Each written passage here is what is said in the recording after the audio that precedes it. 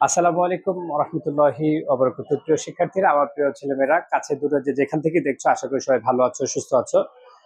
ছেলেমেয়েরা, আমরা একাদশ দ্বাদশ শ্রেণীর জাবেদার ধারাবাহিক ক্লাস চলছিল। আজকে জাবেদার আমাদের ধারাবাহিক ক্লাসের 3 নম্বর ক্লাস চলছে। আজকের আমাদের বিষয় নিয়ে আমরা আলোচনা করছি। বিষয় সংক্রান্ত যাবতীয় বিষয় আজকে আলোচনা করব ইনশাল্লাহ। আশা করি এই আলোচনার পর তোমাদের কোনো সমস্যা থাকবে না। ছেলেমেয়েরা, আমরা শুরু করছি প্রথম প্রশ্ন। আহ ছেলেমেয়েরা, আমরা যখন ক্রয় আলোচনা করছিলাম, তখন ক্রয় হচ্ছে ব্যয়, এই জন্য এটা ডেবিট, তাই না? ক্রয় কি? ব্যয়, ওই জন্য এটা ডেবিট। আর বিক্রয় কি? আয়। বিক্রয় কি? আয়, এই জন্য এটা কি? ক্রেডিট, তাই না? আচ্ছা ছেলেমেয়েরা, আমরা এই শুরুতে একটু বার্তা দিয়ে শুরু করি। আমাদের 10% বার্তায় পণ্য বিক্রয়। পণ্য কি বলো? বিক্রয় 80,000 টাকা। কত টাকা? 80,000 টাকা, তাই না? ঠিক আছে না? প্রতিটাই প্রশ্নই করছি না, আসলে পারলে সহজ, তাই না? 10% বার্তায় পণ্য বিক্রয় কত টাকা? 80,000 টাকা। ও, তোমাদের আরেকটা কথা বলে দেই ছেলেমেয়েরা, চেক থাকলে আমরা কি লিখবো বলতো? ব্যাংক। চেক থাকলে কি? Bank. ATM card, debit card, credit card, online, আমদানি রপ্তানির ক্ষেত্রে সব কি লিখবো? ব্যাংক আসবে। ইন্টারনেট ব্যাংকিং সব কি হবে? ব্যাংক হবে, তাই না? আচ্ছা, লক্ষ্য করো, 10% বার্তায় পণ্য বিক্রয় কত টাকা? 80,000 টাকা। তাহলে এটা জাবেদাটা কি হবে বলো? নগদান হিসাব ডেবিট, আর বিক্রয় হিসাব ক্রেডিট। টাকাটা চেঞ্জ করে দিই। এই যে ক্রয়ের ক্ষেত্রে আমরা 80,000 দিয়েছিলাম, তোমাদের মনে আছে? আচ্ছা, এটা টাকাটা একটু চেঞ্জ করে দিই, বিক্রয় 50,000 দিয়ে দিই।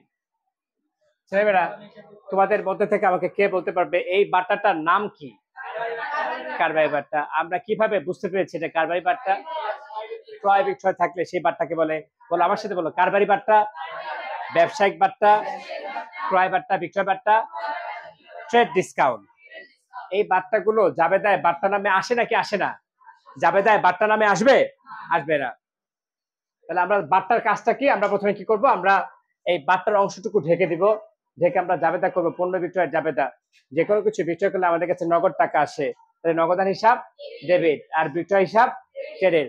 এবার সামিরা, এই টাকাটা কত লিখবো সেটা আমাকে বলবে। সামিরা,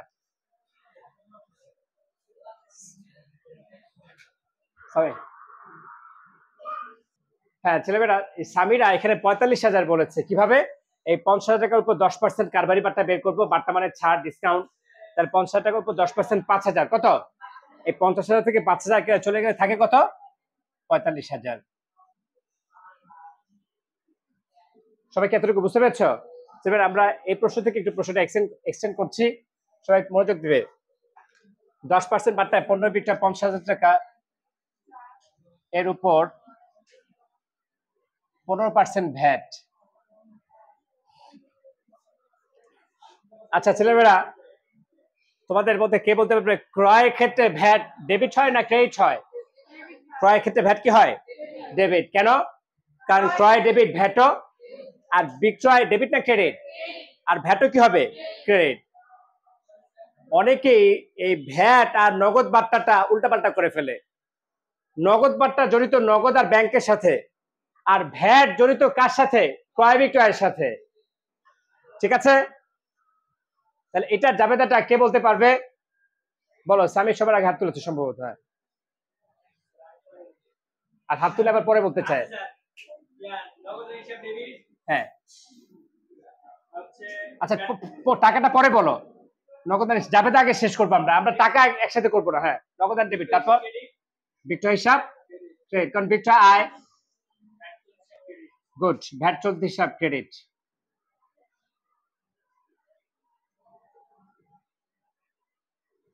হ্যাঁ, এখন আগে আমরা এই নগদের টাকা পরে লিখবো।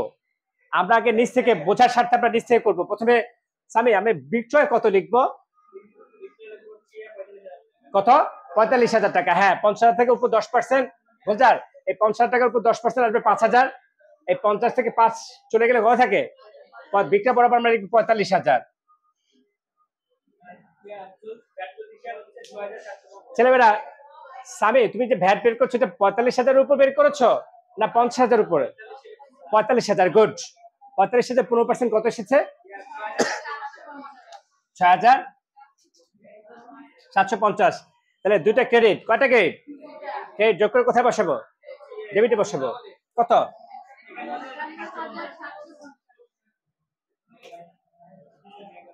সবাই এতটুকু বুঝতে পেরেছো কিনা বলো? ক্লিয়ার সবাই?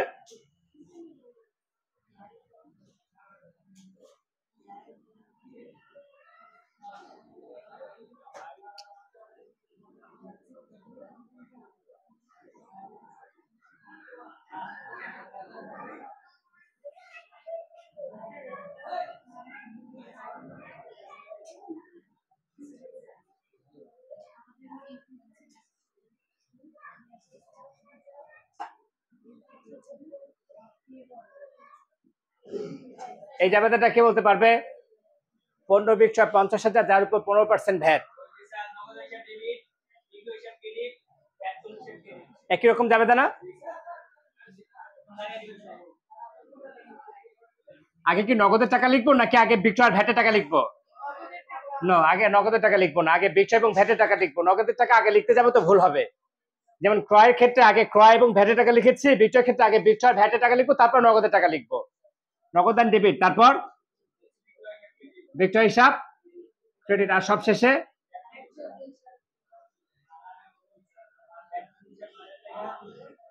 আগে ভ্যাট চলছে টাকা লিখবো না বাবা, আগে বিক্রয় টাকা লিখবো। বিক্রয় কত? বিক্রয় কত? এই বার্তার কাজ করে ফেলেছে আমার স্টুডেন্টরা মনে হয়। বিক্রয় কত বাবা? কেন আমি এখানে 51,000 লিখবো? এখানে তো বার্তা নাই, কিছুই তো নাই। আর এটার মধ্যে তো ভ্যাট নাই, এটা তো বলি নাই ভ্যাট সহ। বিক্রয় কত? দেখেছো ভুল হচ্ছে কিভাবে? বিক্রয় 60,000, আর ভ্যাট চলতি হিসাব ক্রেডিট কত? 9,000। নগদান ডেবিট কত? 69,000। খবরদার, আগে আগে বিক্রয় এবং ভ্যাট টাকা বের করবো, তারপর নগদ। উপর থেকে বের করার দরকার নেই। সবাইকে এটা বুঝতে পেরেছো?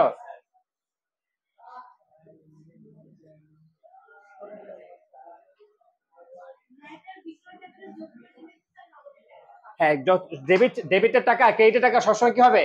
সমান হবে। ডেবিট যা হবে ক্রেডিট কি হবে? তাই হবে। বুঝতে পেরেছো তো বিষয়টা? ডেবিট যা হবে ক্রেডিট কি হবে? তাই হবে। ওকে,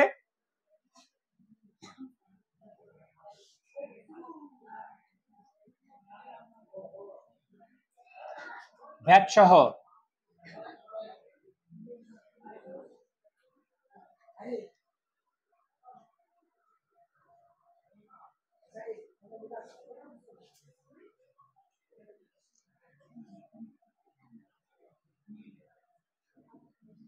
ছেলেমেয়েরা, ভ্যাট সহ পণ্য বিক্রয় 1,38,000। ভ্যাট সহ পণ্য বিক্রয়। এখন আমি বিক্রয় বরাবর কি 1,38,000 লিখতে পারবো? কেন? আচ্ছা, আগে জাবেদা করি আমরা। হ্যাঁ, জাবেদাটা বলো অনন্যা। নগদ ডেবিট আর বিক্রয় ভুল হয়েছে বাবা, তুমি ভ্যাটেরটা একেবারে বাদই দিয়ে দিয়েছো। বিক্রয় ক্রেডিট, তারপরে ভ্যাট চলতি হিসাবে কি হবে? ক্রেডিট। এটা বলনি কেন?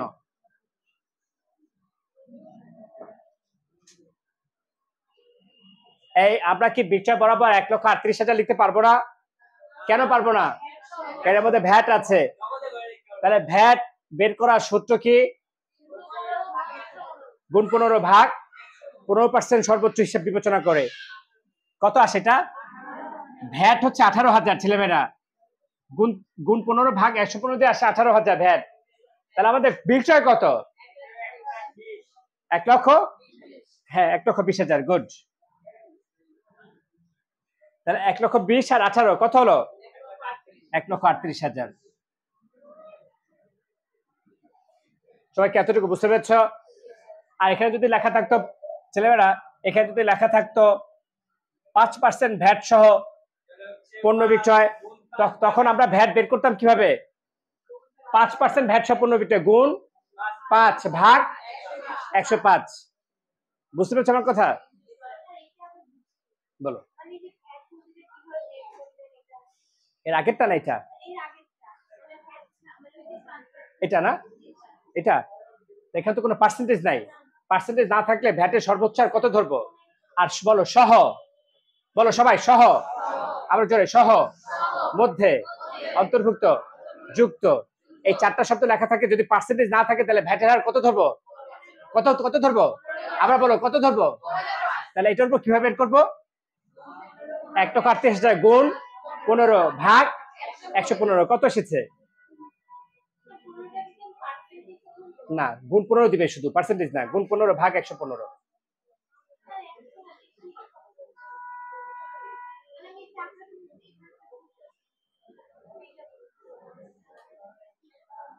ছেলেমেয়েরা, আমরা বিক্রয় সংক্রান্ত যে কাজগুলো দেখেছি, আমরা বিক্রয়ের সাথে বার্তা থাকে, বিক্রয়ের সাথে কি থাকে?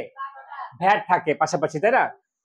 আচ্ছা, এটা যদি এরকম থাকে ধারে, তাহলে জাবেদাটা কি হবে? ধারে ভ্যাট সহ বিক্রয়, বলো দেনাদার ডেবিট, বিক্রয় ক্রেডিট, আর ভ্যাট চলতি হিসাব। আর যদি বলে যে ধারে ভ্যাট সহ ক্রয়কৃত পণ্য ফেরত পাওয়া গেল, তখন কি হবে? বিক্রয় ফেরত ডেবিট, ভ্যাট চলতি হিসাব ডেবিট, আর দেনাদার হিসাব এটার উল্টা জাবেদা করবো, তাই না? পারবে না কি পারবে না? আচ্ছা, ছেলেমেয়েরা, বিক্রয়ের ক্রয়ের সাথে অনেক কিছু দিয়ে করা যায়। ঠিক বিক্রয়ের সাথে আমরা প্রথমে বার্তা দিয়ে করলাম, তারপর আমরা ভ্যাট দিয়ে করলাম, তাই না? আশা করি বিক্রয়ের সাথে ধারে, ও এখানে কিন্তু ওরকম লেখা থাকে না, পারবে না তোমরা, যে পণ্য বিক্রয় 1,00,000 টাকা, যার 50% নগদে, চেকে, বিলের মাধ্যমে, ওটা পারবে? ছেলেমেয়েরা, আশা করছি তোমরা তোমাদের বিক্রয় আর কোনো সমস্যা থাকার কথা না। তারপর যদি সমস্যা থাকে আমাদেরকে কমেন্ট করে জানাবে, ইনশাল্লাহ আমরা এগুলো ডিসকাস করবো। বিক্রয়ের জাবেদা ক্লাসে, অর্থাৎ বিক্রয় সংক্রান্ত, বিক্রয় জাবেদা না, বিক্রয় সংক্রান্ত জাবেদার আজকে এ পর্যন্ত শেষ করছি। আবারও নতুন কোনো ভিডিও দেখা হবে। সে পর্যন্ত সবাই ভালো থেকো, সুস্থ থেকো, সবাইকে অসংখ্য ধন্যবাদ।